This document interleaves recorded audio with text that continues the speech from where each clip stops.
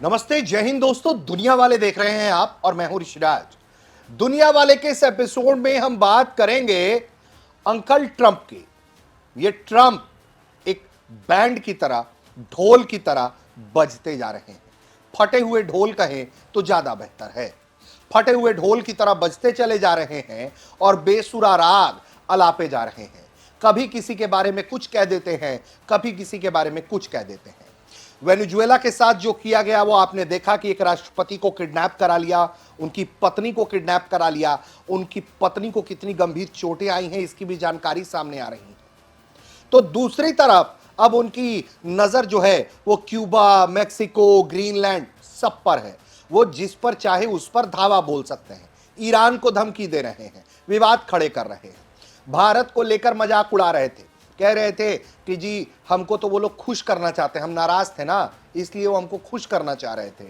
और भारत का जो अपाचे का ऑर्डर है वो जो है 5 साल तक लटका रहा, जिसके बाद पीएम नरेंद्र मोदी उनसे मिलने की प्लीज प्लीज करके गुजारिश करते रहे, ऐसा उन्होंने दावा किया। लेकिन जो ये बयान है, ये विवाद है, वो 68 अपाचे हेलीकॉप्टर कहा, जबकि इसकी जो वाकई वास्तविक संख्या थी वो 28 है। वो अब भारतीय सेना और वायुसेना के पास है। तो एक तरफ ट्रंप इस तरह का विवादित काम कर रहे हैं, बयान दे रहे हैं, दूसरी तरफ भारत के पड़ोस में उन्होंने एक कांड कर दिया है। कांड क्या किया है और किसके साथ किया है, दुनिया वाले का ये एपिसोड उसी विषय पर है। तो कांड भारत के पड़ोस में हुआ है और जिसके साथ हुआ है नाम बांग्लादेश है। बांग्लादेश में कहा जाता है कि जो ये अभी केयरटेकर गवर्नमेंट है, जो मोहम्मद यूनुस है, अमेरिकी तख्तापलट के बाद उसे कमान दी गई और ये जो यूनुस है वो सीआईए के इशारे पर काम करता है। और अब देखिए कि उसका असर भी दिखने लगा है। 8 साल तक कुछ नहीं हो रहा था ठेंगा अमेरिका और बांग्लादेश के बीच में, लेकिन अब व्यापार की नली खुल गई है और अमेरिका से मक्का जो है वो बांग्लादेश आ रहा है। 8 सालों के बाद बड़ा खुश होकर ये जानकारी जो है वो अमेरिकी दूतावास जो ढाका में है उसने ये जानकारी भी दी है, तस्वीरें भी जारी कर दी हैं। लेकिन हम आपको इस वीडियो में बताएंगे कि खेल क्या है, कांड क्या है और बवाल क्या है। तो सबसे पहले आपको हम खबर बताते हैं, फिर कांड बताएंगे।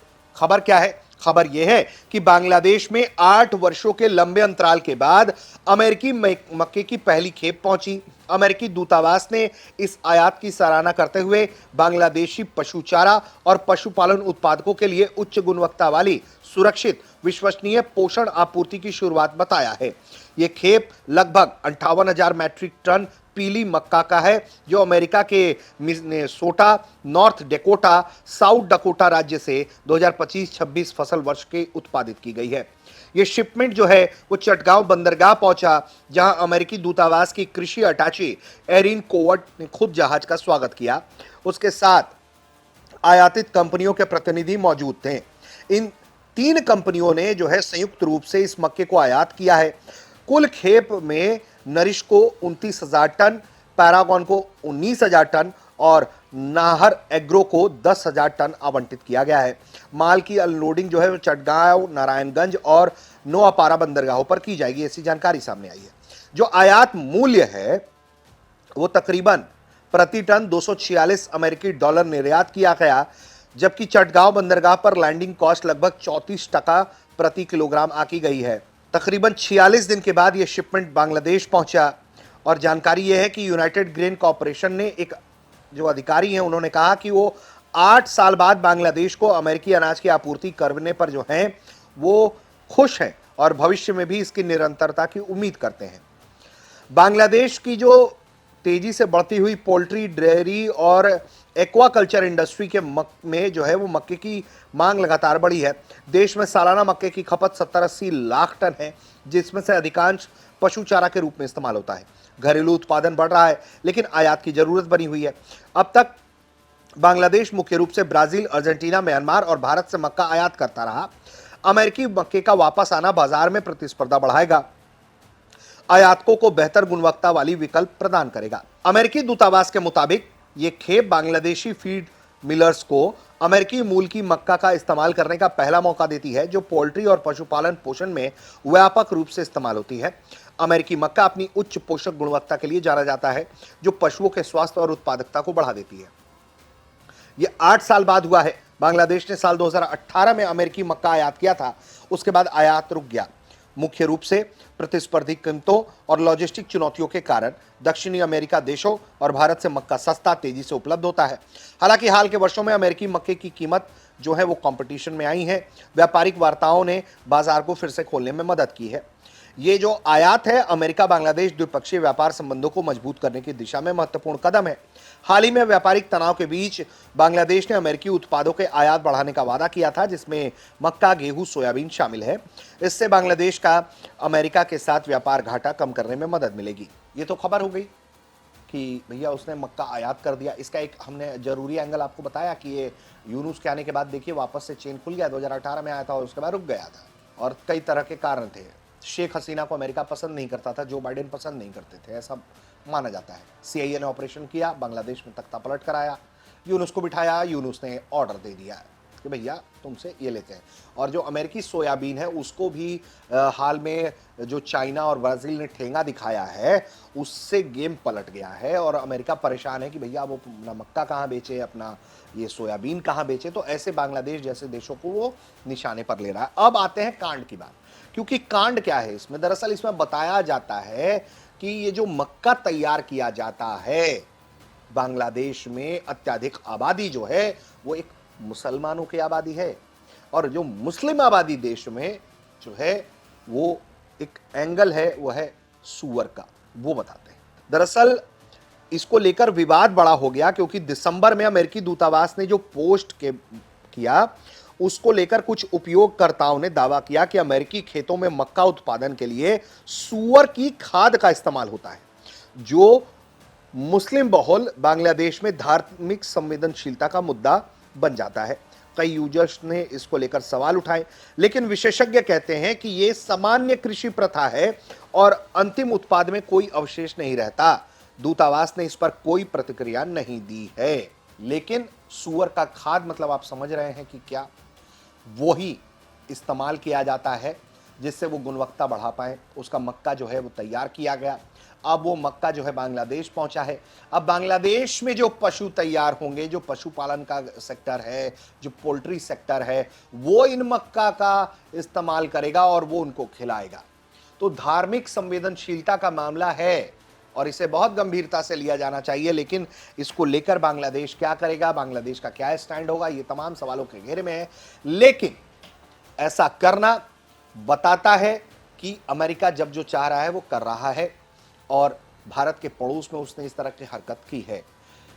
अमेरिका के जो कृषि उत्पाद हैं उसको लेकर भी कई तरह के सवाल उठते रहे, खासकर डेयरी सेक्टर में उसको लेकर सवाल उठते रहे, क्योंकि उसमें जो नॉनवेज का इस्तेमाल किया जाता है प्रोडक्टिविटी बढ़ाने के लिए, और उसके बाद वो जो डेयरी प्रोडक्ट्स तैयार होते हैं उसको वो बेचना चाहता है। इसको लेकर बड़ा संवेदनशील मामला था, तो भारत अड़ा हुआ था।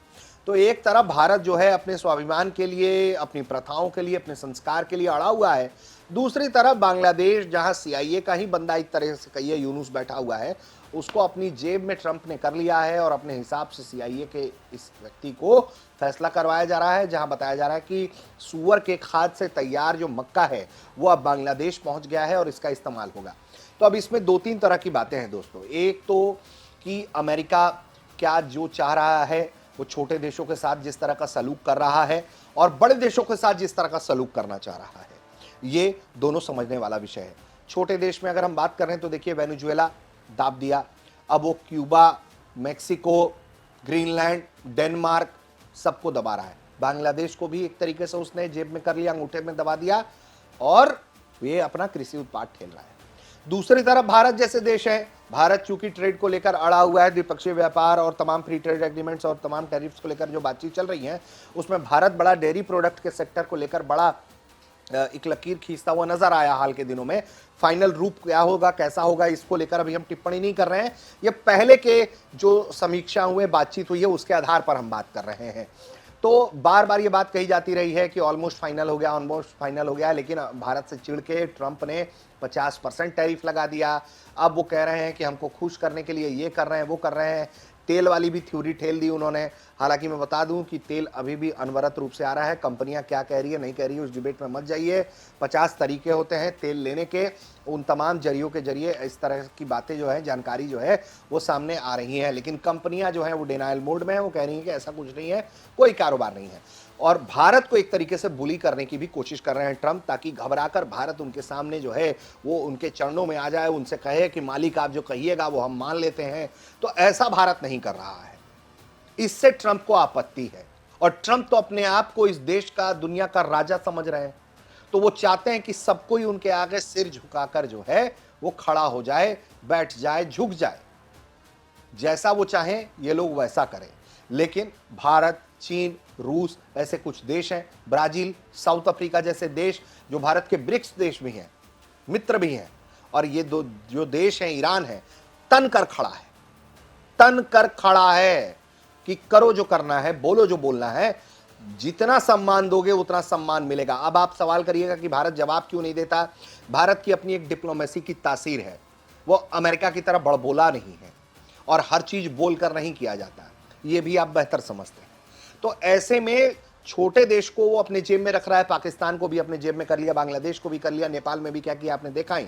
तो एक तरफ छोटे देश जिसको दबा रहा है और अपने जेब में कर रहा है, दूसरे तरफ बड़े देश, भारत जैसे देश, जिनको बुली करने की कोशिश कर रहा है ताकि भारत सरेंडर कर दे, लेकिन ऐसा हो नहीं रहा है, परेशान है। तो कुल मिलाकर ये जो अमेरिकी राष्ट्रपति हैं, उनका चरित्र जो है वो सवालों के घेरे में है, उनकी नीति नीयत सवालों के घेरे में है। और वो भारत के पड़ोस में जो कांड कर रहे हैं, धार्मिक संवेदनशीलता को जो छेड़ रहे हैं, उसको लेकर भी बांग्लादेश को सोचना चाहिए कि उनकी आवाम के साथ क्या यूनुस कर रहे हैं। उम्मीद करते हैं कि दुनिया वाले का ये एपिसोड आपको पसंद आया होगा। आप देख रहे थे भारत तक।